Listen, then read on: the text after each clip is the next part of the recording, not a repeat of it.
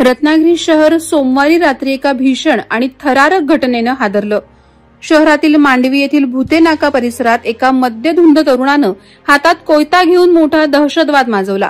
त्याने दुचाकीवरून जाणाऱ्या एका तरुणावर खुनी हल्ला करत त्याला गंभीर जखमी केलं। ही थरारक घटना सोमवारी रात्री 8:30 ते 9 वाजण्याच्या सुमारास मांडवी भुते नाका परिसरात घडली। अंकुश मांडवकर हा तरुण दारूच्या नशेत बेभान होऊन हातात कोयता घेऊन भर चौकात आरडाओरड करत होता। तो येणाऱ्या जाणाऱ्यांवर धावून जात होता। मिरकरवाडा येथील अरमान इनामदार वय 29 हा तरुण आपल्या दुचाकीवरून जात असताना हल्लेखोरानं त्याला रस्त्यात अडवलं। बाचाबाची झाल्यानंतर या मद्यपीनं अरमान इनामदार याच्यावर कोयत्यानं सपासप वार केले। अरमान यांनी विरोध करण्याचा प्रयत्न केला, मात्र ते गंभीर जखमी होऊन रस्त्यातच कोसळले। या हल्ल्यात अरमान यांच्या डोक्याला आणि तोंडाला गंभीर दुखापती झाल्यात। अरमानवर हल्ला केल्यानंतरही हा तरुण थांबला नाही। तो हातात कोयता घेऊन संपूर्ण परिसरात दहशत माजवू लागला। दिसेल त्याच्या अंगावर धावून जात होता। त्याने एका गाडीची काचही फोडली असं सांगण्यात येतंय। हल्लेखोराची दहशत पाहून भुतेनाका परिसरातील नागरिक जीव मुठीत घेऊन सैरावैरा धावू लागले।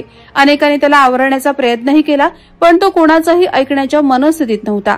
अखेर याची माहिती मिळताच नागरिकांनी पोलिसांना फोन केला। घटनेची माहिती मिळताच रत्नागिरी शहराचे पोलीस निरीक्षक विवेक पाटील आणि उपविभागीय पोलीस अधिकारी निलेश माइंडकर यांनी तातडीनं घटनास्थळी धाव घेतली। पोलिसांनी घटनास्थळी पोहोचताच हल्लेखोरानं त्यांच्यावरही धावून जाण्याचा प्रयत्न केला, मात्र पोलिसांनी मोठ्या शिताफीनं या मद्यधुंद तरुणाला पकडलं आणि ताब्यात घेतलं।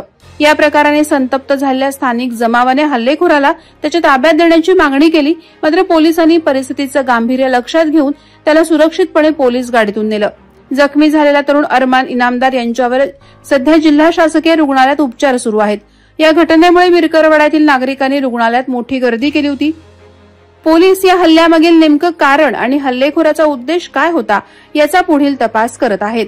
प्रहार डिजिटलसाठी दुर्गेश पिलणकरसह अनघा निकम मगदूम, रत्नागिरी।